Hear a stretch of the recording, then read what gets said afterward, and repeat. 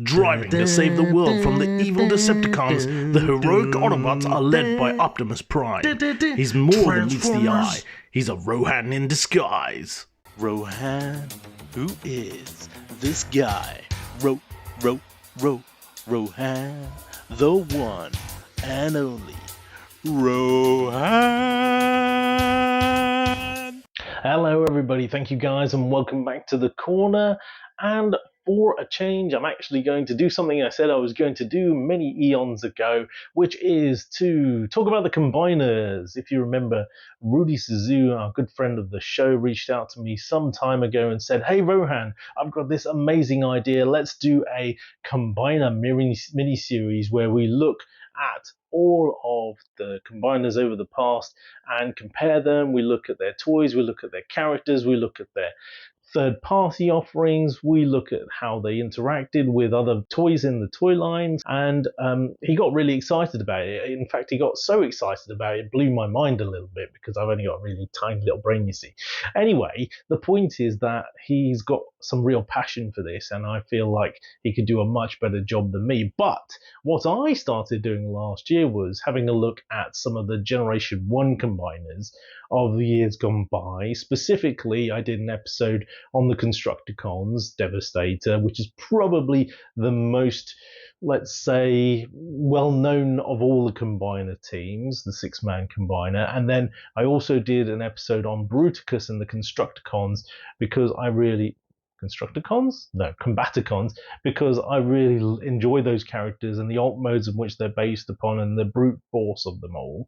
And also their storyline, having worked with Starscream and then being made to move over and work for Megatron, and the fact that they were Decepticon renegades in the first place. Excellent. However, I only did a little bit about the Stunticons. Even though they're my favourite combiner team, I didn't do a full-scale episode on them. So I will do one at some point because they have some amazing alt modes, and their episode in Key to Vector Sigma depicting how they came about and their characteristics as well. Some of them have got real good personalities, especially Dead End Breakdown, with the sort of camaraderie between the two and also the extent to which they are different. Guess it's all up to me now. A flying car! How droll! I'm burning up, I'm burning! And then you've got Dragstrip, who's just mad. And also, obviously, with Legacy Menasor coming out this year, I think it would be a good time to do that later in the year once the team is complete. If it is complete this year, it might be next year. But in terms of the Autobot combiner teams or Gestalt teams, I haven't really talked too much about it. And there's a reason for that. And that's because I find them kind of bland. I do worry that they are sort of... They tried to eke out kind of characters from some of these guys, and some of them do have cool alt modes. I mean, Superion and the Aerobots, they do have cool jets in there. Specifically, Skydive and Air Raid, to me, are my two favorite, I would say. Silverbolt actually is pretty cool as a Concorde. The other two, not so much. But, you know, look, ultimately, they tried to put some character into Silverbolt with his inability to fly high and then making him the leader of the team and struggling with that. That was kind of cool.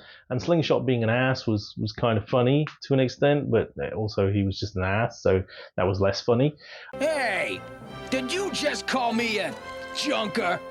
But overall, I found that the Superion and the Aerobots, who were the longest-serving combiner team of Generation 1 for the Autobots, were really bland. And especially post-season, post-movie, they're just there as Superion. They get shot at, they battle a little bit, and you know they don't really have much to say. And the voice actor for Superion specifically jolts from very poor to what is this? And you're like, can I even understand him at times?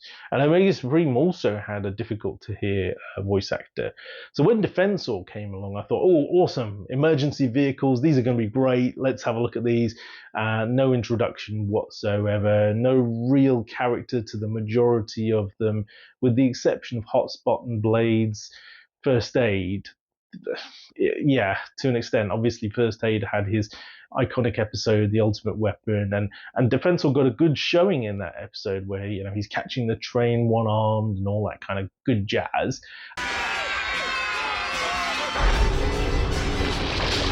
Good work, Defensor! And the characters depicted into the toy form were actually quite good as well, but I just felt that Defensor was weak when it came to his combiner state. He was always losing against who he was fighting against, and also he just didn't get enough screen time at all. And the First Aid pitch was pretty good, but ultimately it kind of took away from what Transformers really do most of the time, which is fight, and that's kind of good and it's kind of bad.